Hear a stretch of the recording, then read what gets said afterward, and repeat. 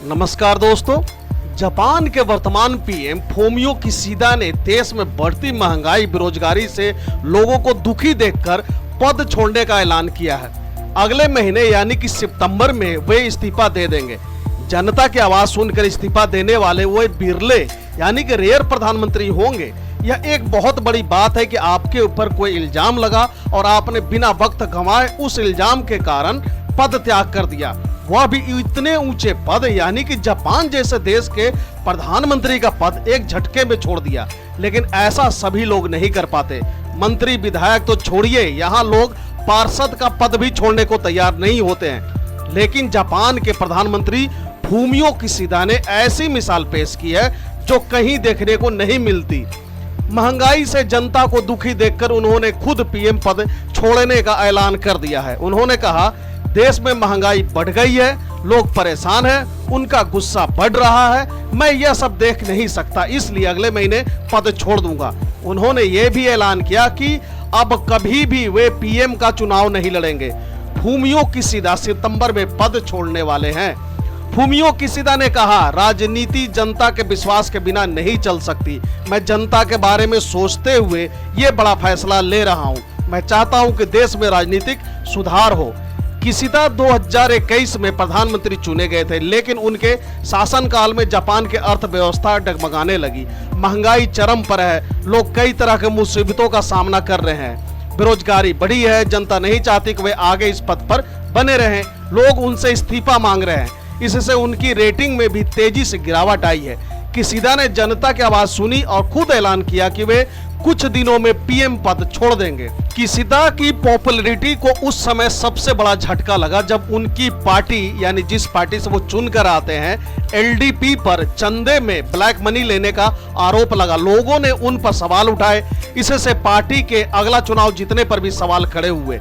Experts का मानना है कि किशिदा नहीं चाहते थे कि उनकी वजह से पार्टी को नुकसान हो, इसलिए उन्होंने खुद का राजनीतिक बलिदान देना सही समझा।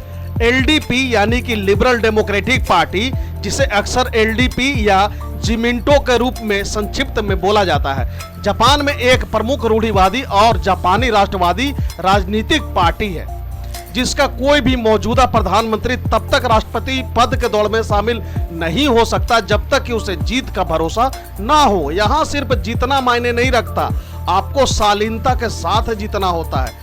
जो भी नया नेता होगा उसे पार्टी में जनता का विश्वास बहाल करना होगा, महंगाई पर काबू पाना होगा, चीन के साथ तनाव को कम करने का प्रयास करना होगा और अगले वर्ष अगर डोनाल्ड ट्रंप यानी कि अमेरिका के अगले राष्ट्रपति डोनाल्ड ट्रंप जीत जाते हैं या बन जाते हैं तो उनके साथ काम करने वाला होना चाहिए, जैसे कि किशिदा ने ये ऐलान किया। अमेरिकी राष्ट्रपति जो बाइडेन ने उनकी जमकर तारीफ की। कहा, पीएम किशिदा ने जिस साहस के साथ लीडरशिप दी वो आने वाले दशकों में याद किया जाएगा। वो मेरे अभिन्न मित्र बने रहेंगे। अमेरिकी विदेश विभाग ने भी उनकी जमकर तारीफ की है। कोविड की वजह से जापान में हालात खराब हुए, लेकिन किशिदा सरकार ने निपटने को पर्याप्त कदम नहीं उठाए। महंगाई बढ़ी तो बैंक ऑफ जापान ने अप्रत्याशित रूप से ब्याज दरें बढ़ा दी, जिससे शेयर बाजार में भूचाल आ गया। चीन को लेकर कूटनीतिक दबाव बढ़ाया जा रहा है, इसे संभाल पाने में भी किशिदा को नाकामयाबी हासिल हुई है। उनकी लीडरशिप में जापान ने सेकेंड वर्ल्ड वार के बाद सबसे ज्यादा सेना पर खर्च किया, डिफेंस बजट को यहाँ तक कि दुगना कर दिया। फूमियो किशिदा के बाद आखिर कौन? इसे लेकर कई नाम सामने आए हैं। पब्लिक ब्रॉडकास्ट सर्विस के मुताबिक पूर्व रक्षा मंत्री शिगेरू इशिबा ने दावेदारी पेश की है। उनके बाद अन्य दावेदारों में विदेश मंत्री योको कामिकावा, डिजिटल मिनिस्टर तारो कोनो और पूर्व पर्यावरण मंत्री शिंजिरो कोइजुमी का नाम शामिल है। राजनीतिक एक्सपर्ट्स के मुताबिक अगर एलडीपी को 2025 में होने वाले चुनावों में जीत हासिल करनी है तो एक नया चेहरा चुनना होगा जिस पर घोटाले का कोई आरोप ना हो।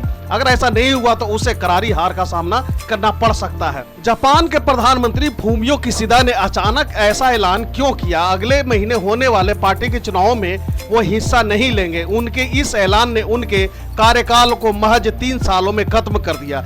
जापान की सत्ताधारी पार्टी लिबरल डेमोक्रेटिक पार्टी यानी एलडीपी 1945 से जापान पर राज कर रही है। फूमियो किशिदा ने इसका नेतृत्व साल 2021 में संभाला था। जापान में बढ़ती महंगाई की वजह से इस पार्टी को देश में आलोचनाओं का सामना करना पड़ रहा है। जापान में लगातार बढ़ रही महंगाई फूमियो किशिदा के लिए मुसीबत बनी हुई है।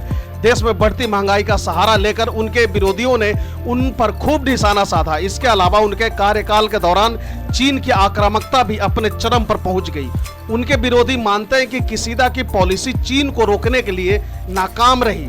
इसके अलावा अमेरिका में पूर्व राष्ट्रपति डोनाल्ड ट्रंप का सत्ता में लौटने की संभावना भी किशिदा के लिए चिंता का विषय बनी हुई है, क्योंकि डोनाल्ड ट्रंप के कार्यकाल के दौरान उनकी चीन विरोधी नीतियों का असर जापान पर देखने को मिला था। ट्रंप अगर वापस सत्ता में आते हैं और फिर से ऐसा करते हैं तो ऐसे में जापान की मुश्किलें खड़ी हो जाएंगी, जब महंगाई अपने चरम पर है और लोग सरकार से नाराज हैं।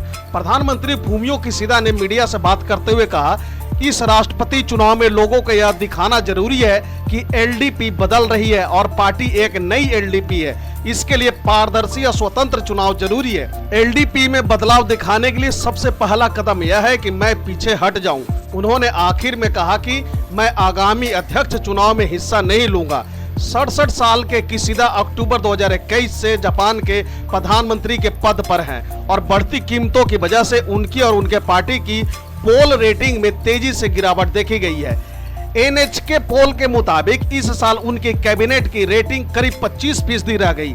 अगर चुनाव से पहले कोई ठोस कदम नहीं उठाए गए तो उनकी पार्टी के लिए ये बुरा हो सकता है। दुनिया की चौथी सबसे बड़ी अर्थव्यवस्था को इस वक्त पटरी पर लौटने के लिए खास संघर्ष करना पड़ रहा है। साल की पहली तिमाही में उत्पादन में 0.7% की गिरावट आई है। नवंबर में किशिदा ने महंगाई कम करने और अपने प्रधानमंत्री पद को बचाने के लिए करीब 17 ट्रिलियन येन, यानी जापान की जो करेंसी येन है, जैसे हमारे के यहाँ इंडियन रुपीज है उसी तरह से जापानीज येन वहां की करेंसी है, तो उन्होंने 17 ट्रिलियन येन के पैकेज का ऐलान किया था। सालों से कीमतों में बमुश्किल बदलाव देखने के बाद जापानी मतदाता हाल में तेजी से बढ़ती कीमतों से परेशान है। साल 2022 में रूस यूक्रेन के युद्ध के बाद से जापान में महंगाई आसमान पर पहुंच गई, जिसकी वजह से सरकार पर कुछ अधिक ही दबाव बनना शुरू हो गया। यही कारण रहा कि इन्होंने इस्तीफा देना उचित समझा। अब देखते हैं आने वाले वक्त में जापान को नए प्रधानमंत्री कौन से मिलते हैं और उनकी आगे की रणनीति कैसी रहती है। तो दोस्तों फिलहाल के लिए इस वीडियो में इतना ही।